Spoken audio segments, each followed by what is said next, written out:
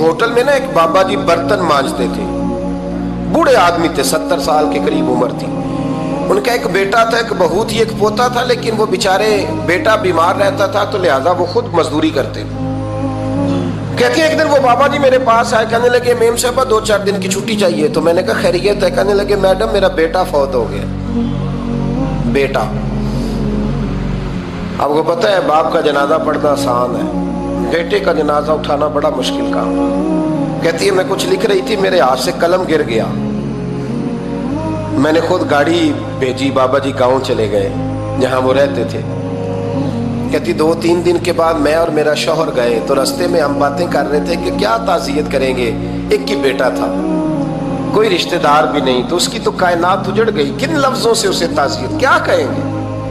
کہتے جب ہم گئے تو وہ ٹوٹی ہوئی چٹائی پہ بیٹھا تھا، کچھ لوگ قریب تھے. ہم نے جا کے کہا بابا آپ مسلمان ہیں، ہم آپ کو کیا نصیحت کریں، ایک ہی بیٹا تھا، کہ کس طرح کر کے ہم آپ کو تسلی دیں. تو کہتے ہیں اس نے آنکھیں کھولی، بوڑھی آنکھوں میں ایمان کی روشنی. کہنے لگا بی بی کیا تعزیت کی بات کرتی ہو، میں نے کوئی پیسے جمع کرا کے بیٹا لیا تھا، خدا نے فضل سے دیا تھا، عدل سے لے گیا ہے. میں اپنے رب کے فیصلے پہ بڑا راضی ہوں. اللہ اکبر.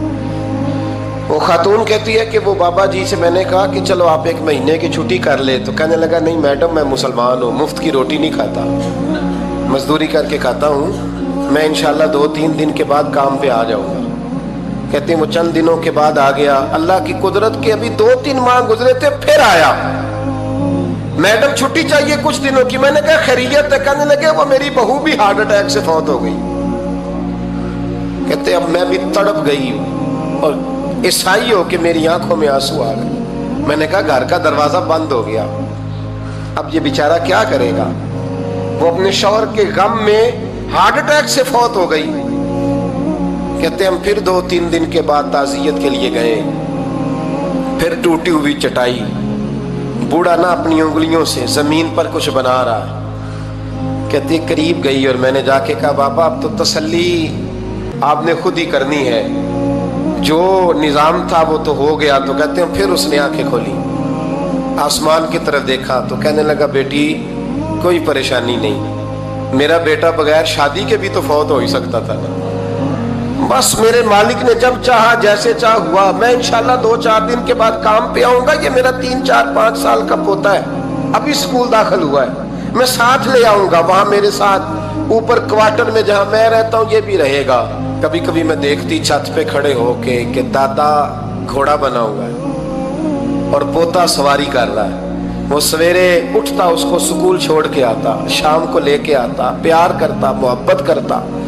3ری منزل پر ہم نے ایک کوارٹر دیا ہوا تھا، وہاں دادا پوتا رہتے. اللہ تو بڑا بے نیاز ہے.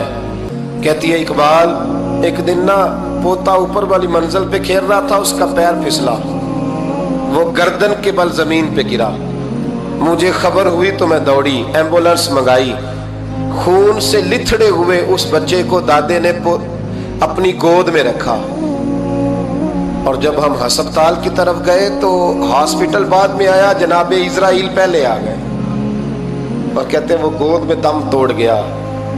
پھر دادے نے اسے اپنے ہاتھوں سے غسل دیا، پھر اس نے اپنے بوڑھے ہاتھوں سے قبر کھودی اور پھر مٹی ڈال کے کہنے لگا انا للہ و انا الیہ راجعون. جے سونا ہی میرے دکھ وچ راضی، جے سونا ہی میرے دکھ وچ راضی.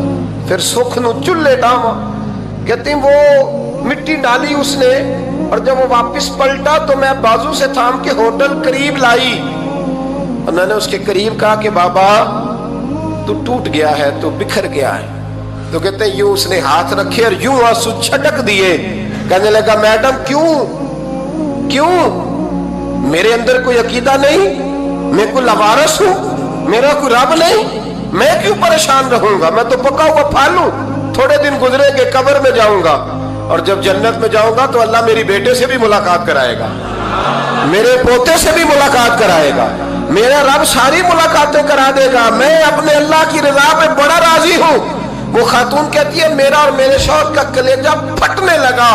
میں نے کہا بابا یہ جذبہ کہاں سے ملتا ہے، یہ سکون کہاں سے آتا ہے؟ یہ کیفیت کیسے ملتی ہے؟ مجھے کہنے لگا تو نے لینی ہے؟ میں نے کہا تو کہنے لگا تو بھی گنبد خضرا والے نبی کا کلمہ پڑھ جا، اللہ تجھے سکون عطا کرے۔